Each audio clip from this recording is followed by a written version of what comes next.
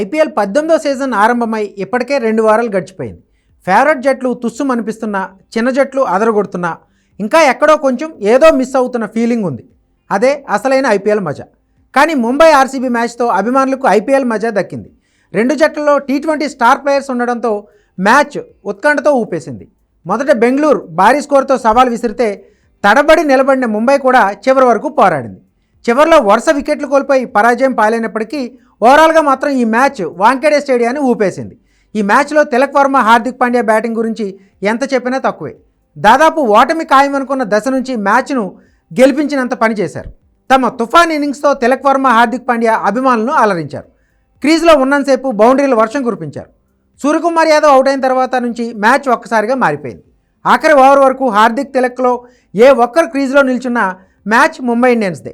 కానీ ఇంతటి విధ్వంసం సృష్టించిన ఈ ఇద్దరు ఆటగాళ్లు వరుస ఓవర్లో అవుట్ అవడంతో మ్యాచ్ మలుపు తిరిగి ఆర్సీబీ వైపు వెళ్ళింది. సూర్యకుమార్ యాదవ్ అవుట్ అవగానే నమన్ ధీర్ను పక్కన పెట్టి కెప్టెన్ హార్దిక్ పాండ్యా క్రీజ్లోకి వచ్చాడు. హ్యాజల్వుడ్ వేసిన 14వ ఓవర్లో హార్దిక్ తాను ఎదుర్కొన్న మొదటి బంతినే సిక్సర్గా మలిచాడు. ఆ ఓవర్లో వరుసగా ఒక సిక్సర్, 3 ఫోర్లతో కలిపి 20 పరుగులు బాదాడు. ఇక 15వ ఓవర్ కృణాల్ బౌలింగ్లో వరుసగా 2 సిక్సర్లు బాది 8 బంతుల్లోనే 33 పరుగులు చేశాడు.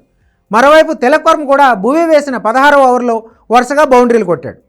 ఆఖరి 3 ఓవర్లో 18 బంతుల్లో ముంబై విజయానికి 41 పరుగులు మాత్రమే కావాల్సి వచ్చింది. క్రీజ్లో తిలక్ వర్మ, హార్దిక్ పాండ్యా ఉండడంతో మ్యాచ్ ముంబైదే అనుకున్నారంతా. కానీ 18వ ఓవర్ వేసిన భువనేశ్వర్ కుమార్ మ్యాచ్ని మలుపు తిప్పాడు. ఆ ఓవర్లో యార్కర్లతో ముంబై బ్యాటర్లను ముప్పు తిప్పలు పెట్టిన భువీ చాకచక్యంగా తిలక్ వర్మను అవుట్ చేశాడు. ఆ తర్వాత ఓవర్లో హ్యాజల్వుడ్ వేసిన మొదటి బంతినే సిక్సర్గా కొట్టే ప్రయత్నంలో హార్దిక్ పాండ్యా బౌండరీ దగ్గర క్యాచ్ ఇచ్చి అవుట్ అయ్యాడు. హార్దిక్ పాండ్యా, తిలక్ వర్మ కలిసి 34 బంతుల్లో ఏకంగా 89 పరుగులు రాబట్టారు.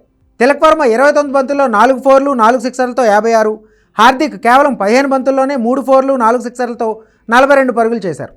పటీదార్ అద్భుతమైన కెప్టెన్సీతో బౌలింగ్ చేయించాడు. 18వ ఓవర్ వేసిన భువనేశ్వర్ కుమార్, 19వ ఓవర్ వేసిన హ్యాజల్వుడ్ మ్యాచ్ను మలుపు తిప్పేగా ఆఖరి ఓవర్లో కృణాల్ పాండ్యాకి అదృష్టం కలిసి రావడంతో బెంగళూరుకి విజయం దక్కింది.